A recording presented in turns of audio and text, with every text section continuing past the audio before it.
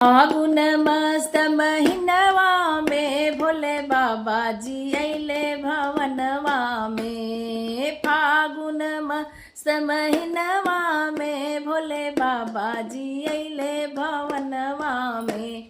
गणपति जी आए संग रिद्धि सिद्धि लाए, गणपति जी आए संग रिद्धि सिद्धि लाए।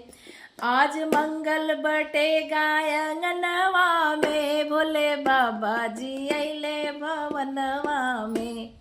फागुन मस्त महीनवा में भोले बाबा जी अइले भवनवा में।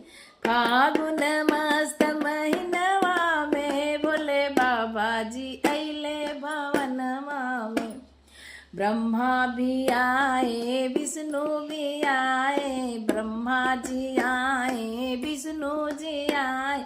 संग में उनके नारद जी आए, संग में उनके नारद जी आए। आज बीड़ा बजेगा आंगनवा में भोले बाबा जी अइले भवनवा में। फागुन मस्त महीनवा में भोले बाबा जी अइले भवनवा में। राम जी आए लक्ष्मण जी आए, राम जी आए लक्ष्मण जी आए। संगवा में उनके हनुमत जी आए, संगवा में उनके हनुमत जी आए। आज शोभा बढ़ेगा आंगनवा के भोले बाबा जी आए भवनवा में। फागुन मस्त महीनवा में भोले बाबा जी आए भवनवा में। फागुन मस्त महीनवा में भोले बाबा जी आए भवनवा में। कृष्ण जी आए सुदामा जी आए, कृष्ण जी आए सुदामा जी आए।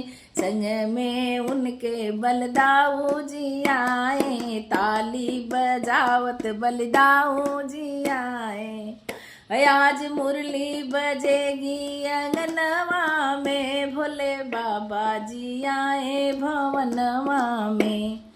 फागुन मस्त महीनवा में भोले बाबा जी आए भवनवा में। सखिया भी आई सहेली भी आई, साधु भी आए संत भी आए। संग में उनके भक्त जी आए, ताली बजावत भक्त लोग आए। आज मंगल बजेगा आंगनवा में, आज मंगल गाएंगे आंगनवा में भोले बाबा जी आए भवनवा में। फागुन मस्त